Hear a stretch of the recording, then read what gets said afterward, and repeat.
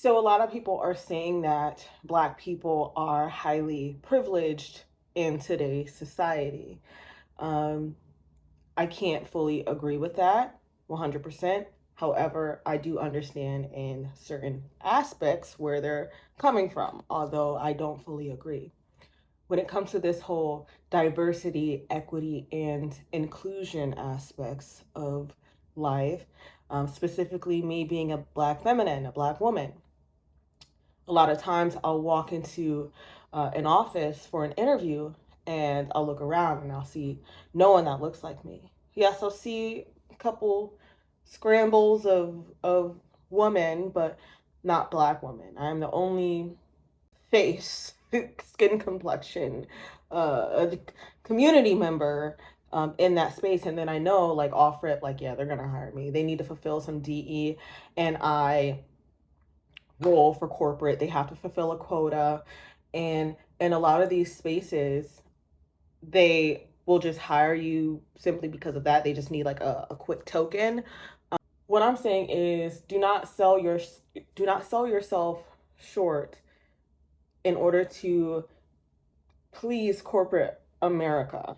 You know what I mean? Like, understand that although all these people need to fulfill these DEI quotas, some of them can be outwardly racist, and then some of them just simply need to be educated because they weren't raised around Black people.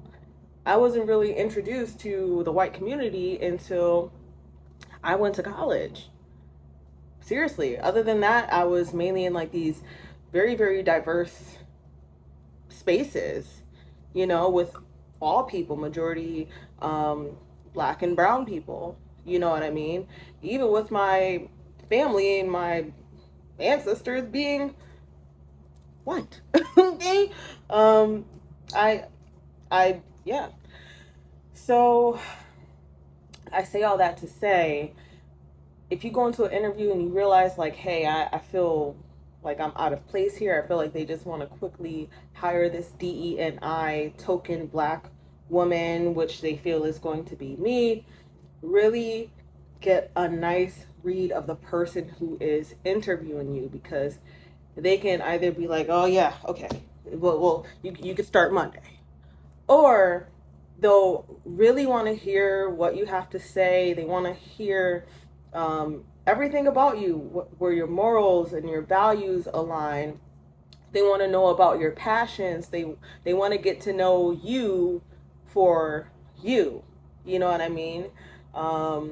Aside from the simple fact that they have corporate over their head, like, yeah, you have too many white people in the office. Okay, and the only Black people that you have are men. Yeah, guys, why do you think a lot of people don't feel comfortable applying or working here? They look online and they view the stats and they're like, okay, well, I won't fit in. Like, before I started working where I work, I looked at those stats and I was like, wow, there's like no Black women. So when I walked into the interview, I was like, okay. Okay. Yeah, they're gonna hire me. But I felt deep down in my soul that they were good people and that they wouldn't discriminate against me because of the color of my skin. I didn't feel like I was selling myself short or having to sacrifice my morals and values in order to get a role. You know what I mean? I don't have to work outrageous hours and slave myself away. I'm not even talking about slave in the sense of my ancestors. I mean modern day slavery, where Americans have to work 10 fucking jobs just to get by in this country, especially if you're a person like me who was once a part of the middle class, and then with the inflation, we're just kind of like scattered out into like shits for giggles lands for the puppets at the top to like laugh at us, like, haha, you know what I mean? I was like, I need to talk to my therapist. But yeah, I can't stand this country because of that in itself. Like, what the hell? But yeah, don't sell yourself short, but don't also be a part of like this woke mob to where they're like, no, if you do not accept any job where they're only hiring you because you're black, da da da da da da da da da. If they listen, tell those people to shut up.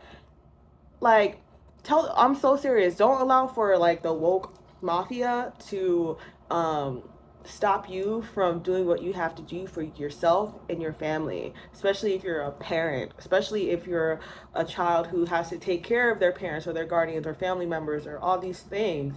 Once again, you don't have to sacrifice your morals and values, but really have that discernment so that way you're able to navigate through this corporate world or just even like the job market in general.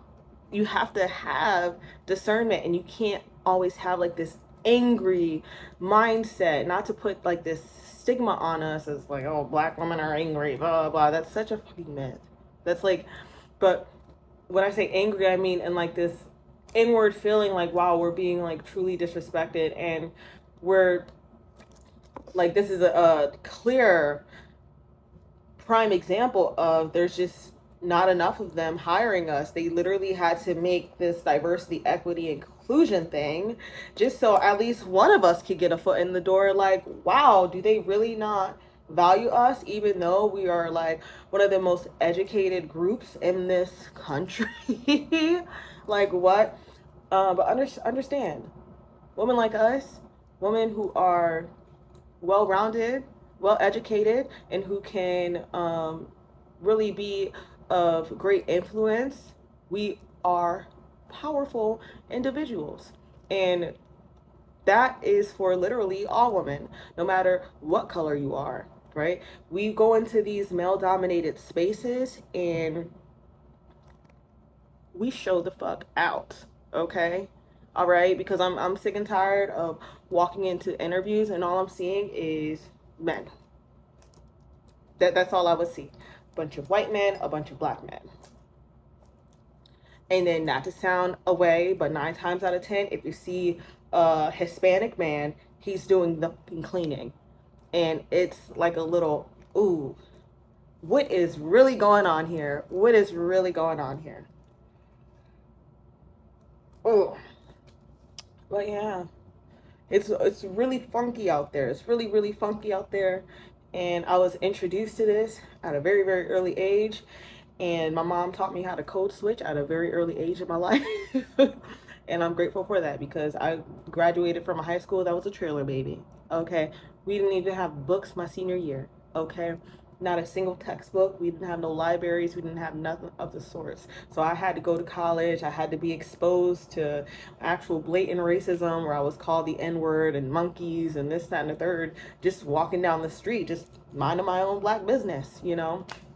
So, and I've been in roles to where I've seen that CEOs would literally make fun of black and brown people and be like, yeah, they're not getting the job. Look at their hair. Their hair needs to tame. They need to tame their hair. They would like tell me, oh, Jazz, you need to tame your hair. What is that? When I would wear my natural curly hair, and I would be like, wow, this is disgusting.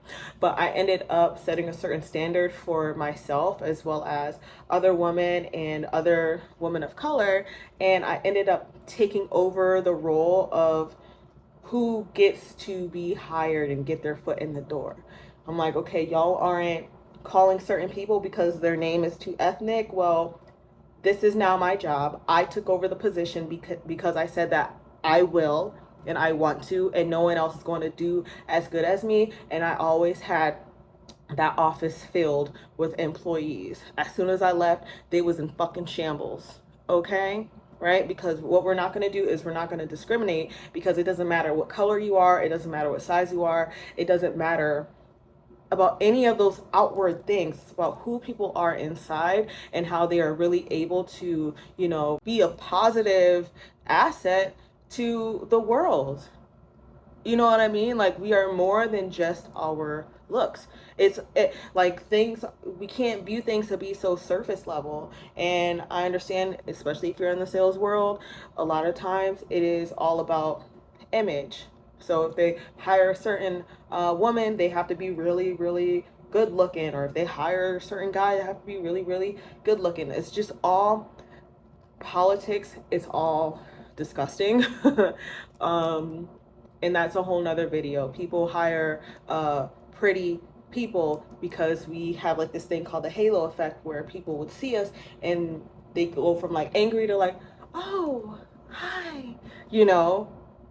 Whereas if they see someone who isn't conventionally attractive, they act much differently, very standoffish to them, or it's an actual thing, something that a lot of people don't want to think about. But because I was close with a CEO at a very, very early age in my life, like as soon as I graduated from college, I was able to see things firsthand. And this was a white man who was like, you know, there's like good Trump supporters and then there's crazy Trump supporters. He was a crazy Trump supporter. Okay. Yeah. And if you're a Trump supporter, I'm not anti you. My best friend supports Trump. I don't like Trump. I don't like Biden. I don't like any of them. I don't like any of these people. But that's because I am anti-government. So maybe I said too much.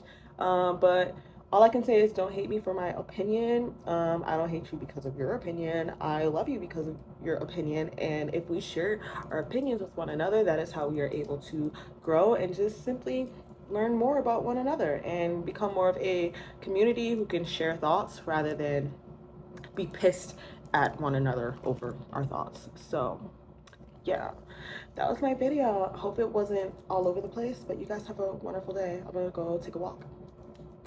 Love you. Bye.